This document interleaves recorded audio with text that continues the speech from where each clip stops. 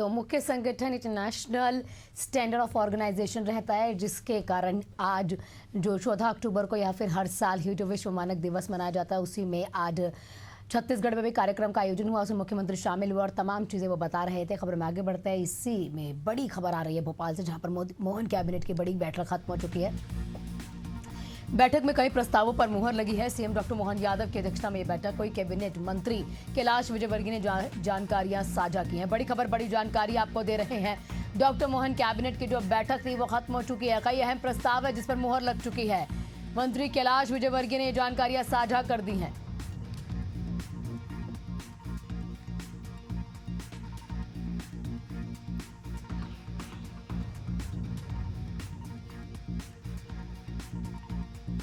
इसी बीच बड़ी खबर बिलासपुर से आ रही है। प्रतिबंधित नशीली दवाओं का जखीरा बरामद हुआ है। दुकान संचालक और सप्लायर को पुलिस ने गिरफ्तार किया। आरोपियों से 698 नशीले कैप्सूल जब्त हुए हैं। मौके से कार, मोबाइल, इसी के साथ कैश भी बरामद हुआ है। कोनी पुलिस ने बड़ी कार्रवाई को अंजाम दिया। नशीले कैप्सूल जब्त हो चुके हैं। मौके से कार, मोबाइल फोन्स और नगद भी बरामद किया गया। बड़ी खबर, बड़ी जानकारी आपको बिलासपुर से दे रहे हैं। लगातार तस्वीरें एक के बाद एक राज्यों से सामने आ रही हैं। जब मध्य प्रदेश में इतना बड़ा कांड हुआ, उसके बाद दबिश हर जगह दी जा रही है और उसके बाद नशीले कैप्सूल जब्त किए गए हैं।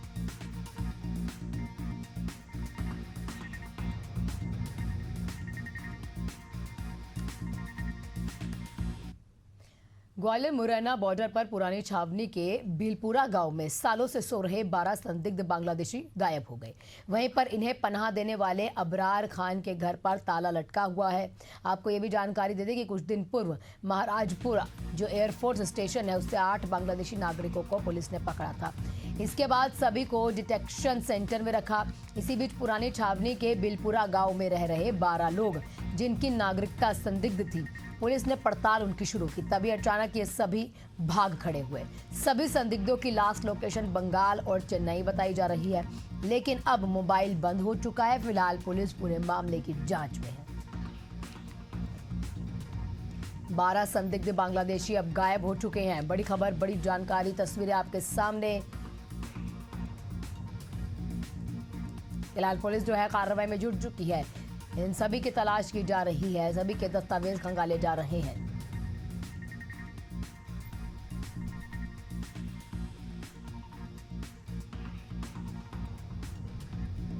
हमारे साथ हमारे सहयोगी भूपेंद्र जुड़ चुके हैं तमाम जानकारियों के साथ। भूपेंद्र, क्या अपडेट आपके पास? पहले तो ये बांग्लादेशी यहाँ पर आए कैसे, कितने सालों से रह रहे थे और अचानक से कैसे गायब हो गए? जी देखिए, बिल्कुल लगातार जिस तरीके से जो मुख्यमंत्री डॉक्टर मोहन यादव के निर्देश के बाद जो बांग्लादेशी हैं या जो गैर भारतीय नागरिकता वाले जो लोग हैं, जो यहाँ ग्वालियर में या मध्य प्रदेश के अलग अलग शहरों में रह रहे हैं, उनकी लेकर जो निर्देश जारी किए गए थे, तो उनकी जो है लगातार तलाशी की जा रही थी। अभी कुछ दिन पूर्व ही जो है ग्वालियर शहर के जो महाराजपुरा थाना क्षेत्र है, वहां से 8 जो बांग्लादेशी हैं उन्हें हिरासत में लिया था। उनसे पूछताछ भी की और उनके दस्तावेज भी जो है पुलिस ने कहीं ना कहीं इकट्ठे किए और उनकी जो है लगातार उनसे उनके दस्तावेजों की जांच पड़ताल कर रहे थे। यहीं कहीं ना कहीं अब जो है पुरानी छावनी थाना क्षेत्र में भी जो है 12 जो बांग्लादेशी होने की सूचना मिली थी। एक गांव है बीलपुर गांव है, उसमें 12 जो बांग्लादेशी रह रहे थे। इन पे जो है भारतीय नागरिकता नहीं थी और यहाँ कबाड़ बेचने का काम करते थे। जिसके मकान में रहते थे वो अकबर खान है।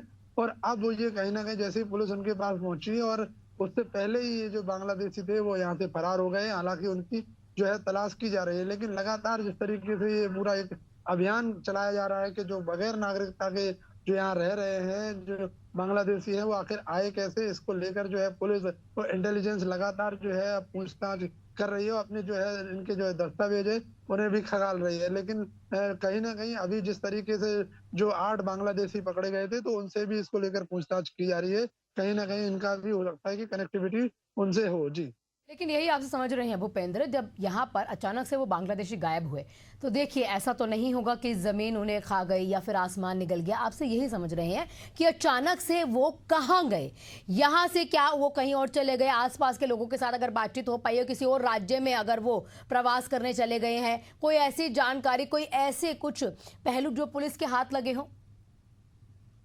देखिए अभी जो जो नंबर उनके जो मोबाइल नंबर थे, जिसके मकान में रह रहे थे, उसका मोबाइल नंबर था वो उसको लेकर जो है पुलिस लगातार जो है उन्हें ट्रेस करने की कोशिश कर रही है। और उनकी जो कहीं ना कहीं अभी जो लास्ट लोकेशन है वो हावड़ा में मिली है, और अब जो है मोबाइल बंद जा रहा है, लेकिन जो लगातार पुलिस है इसी को लेकर जांच पड़ताल कर रही है। और जो 8 बांग्लादेशी जो महाराजपुरा थाना क्षेत्र में पकड़े गए थे, और इससे पहले जो है फरीदाबाद में भी पकड़े गए थे, तो कहीं ना कहीं इनसे जुड़ी हुई कनेक्टिविटी है। ये आपस में जो है एक दूसरे के रिश्तेदार भी हैं, और इनसे अब जो है लगातार पूछताछ की जा रही है। और अब जो देखना ये अभी होगा कि क्या सामने आता है, क्या कोई बड़ी वारदात को अंजाम देने वाले थे, इनके क्या मंसूबे थे। फिलहाल पुलिस जो है जांच करके पूछताछ करके ही सामने ला पाएगी। भूपेंद्र, आप नजर बनाए रखिएगा, आपसे अपडेट लेते रहेंगे।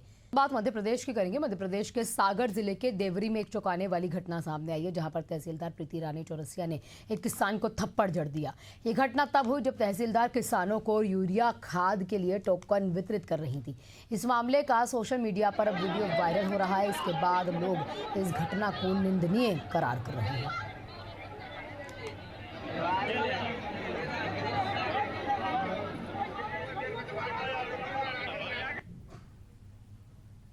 एसडीएम के मादक तहसीलदार ने सुबह आज 4 किसानों को हाथ से मारा, बंदियां मुंह पे मारी, तब एसडीएम साहब की भावनाएं कहां थी। अब जब किसान बगावत पर उतर आए हैं, किसान काउंटर पर नहीं जा रहे हैं, तो एसडीएम पकड़ के काउंटर पर लगा रहे हैं। ये देखिए आप भेदभाव, इनकी अंग्रेजों की पॉलिसी, आपस में लड़वा के किसानों को, और ये अपना काम पूरा करना चाह रहे हैं। मीडिया के माध्यम से मैं बताना चाहता हूँ कि अभी सुबह तहसीलदार मैडम ने 4 किसानों को मारा। ये देखिए कैसे किसानों को मारा जा रहा है। ये देखिए अन्नदाता का ये अपमान यहाँ किया गया।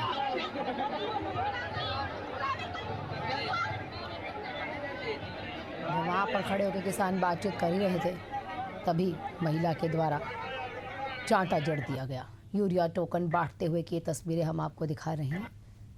सोशल मीडिया पर अब ये वीडियो जैसे ही वायरल हुआ, किसानों में आक्रोश भर गया। ये देखिए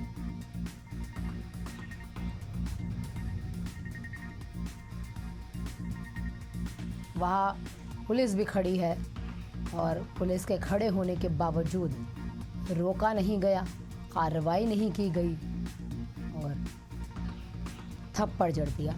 जानकारी आपको दे दे कि ऐसे भी अगर आम जनता भी पब्लिकली अगर किसी को इस तरीके से मार नहीं सकती है, और ये तो फिर भी पद पर बैठे हुए अधिकारी हैं। तहसीलदार ने किसान को चाड़ा मार दिया। यूरिया टोकन बांटते हुए ये विवाद हुआ।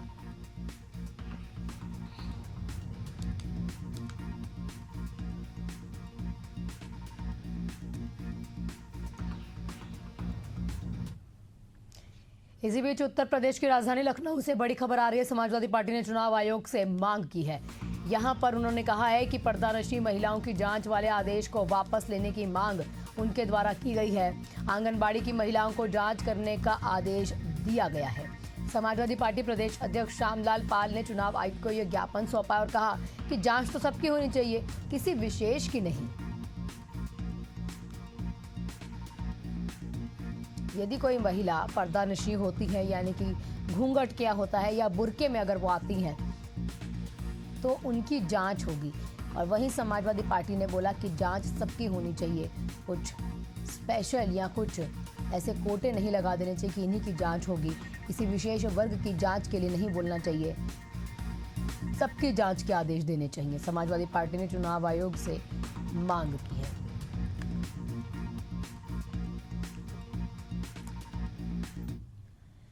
अब प्रयागराज से आपको ऐसी तस्वीर दिखाएंगे कि आप खुद चौंक जाएंगे। बंदर ने लाखों रुपए की चोरी कर ली है। जी हाँ, बाइक की डिक्की खोला बंदर और उसके बाद लाखों रुपए बड़े आराम से चुरा लेता है, पेड़ पर चढ़ जाता है और लुटाए हुए जो लूटे हुए पैसे थे वो पेड़ से एक एक करके फेंकने लगता है। और लोगों के ऊपर जैसे ही पैसे लुटाता है, वहां लोग पैसे को बटोरने लगते हैं। ये देखिए, डिक्की से पहले बंदर ने ये नोटों का थैला निकाला और उसके बाद पेड़ से इन नोटों को ज़मीन पर लुटाया।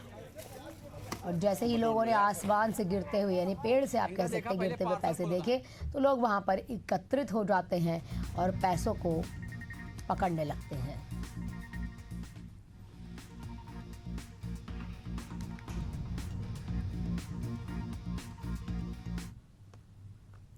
इसी बीच बड़ी खबर प्रयागराज से ही आ रही है, जहां पर अवैध असलहे के साथ होमगार्ड का वीडियो वायरल हो रहा है। गंगानगर के फूलपुर थाने में तैनात है ये होमगार्ड जगतपाल सिंह।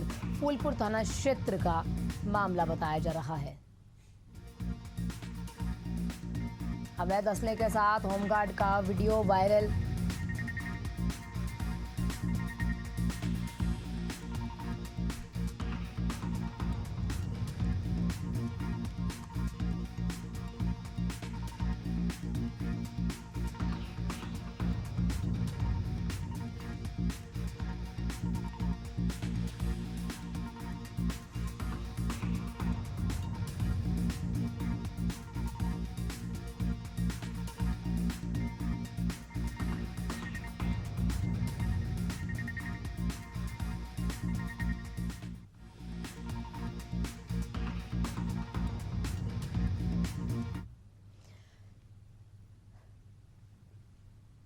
सोने और चांदी के भाव लगातार बढ़ रहे हैं। अब इस साल की अगर बात करें तो सोने और चांदी दोनों के भाव में रिकॉर्ड दर्ज किया गया है। जानकारी आपको दे दें कि 31 दिसंबर साल 2024 को 10 ग्राम अगर सोना आप लेने जाते हैं 24 कैरेट का, तो उसकी कीमत तब 76,000 रुपये के आसपास थी। लेकिन अब अगर आप सोना लेने 10 ग्राम जाए यानी कि 1 तोला, तो उसकी कीमत 1,24,000 रुपये है। अभी जब तक हम बात कर रहे हैं तभी तक। अब साफ तौर पर देखा जा सकता है कि महज 10 ही महीने में 47,000 रुपये का उछाल आया है। और यही चांदी भी 86,017 रुपये से बढ़कर 1,75,000 रुपये प्रति किलो के भाव पर पहुंच चुकी है। यानी कि इसमें 79,000 रुपये का उछाल आया। विशेषज्ञों की अगर माने तो दीपावली सीजन की मांग, जियोपॉलिटिकल जो तनाव चल रहे हैं, यानी कि जो युद्ध चल रहे हैं, इसी के साथ केंद्रीय बैंकों की खरीदारी, जो कहीं ना कहीं सोने के उछाल की कीमतों के पीछे जो वजह है वो बताई जा रही है। अगले साल तक सोने का भाव 1,55,000, यानी कि साल के अंत 2025 में हम हैं तो 2026 जैसे ही लगेगा तो 1,55,000 रुपये 10 ग्राम होने की संभावना है। हालांकि जानकारों का तो ये भी कहना है कि सोना पहले ही 60% बढ़ चुका है, इसलिए ये शॉर्ट टर्म में नई तेजी की उम्मीदें अब कम है।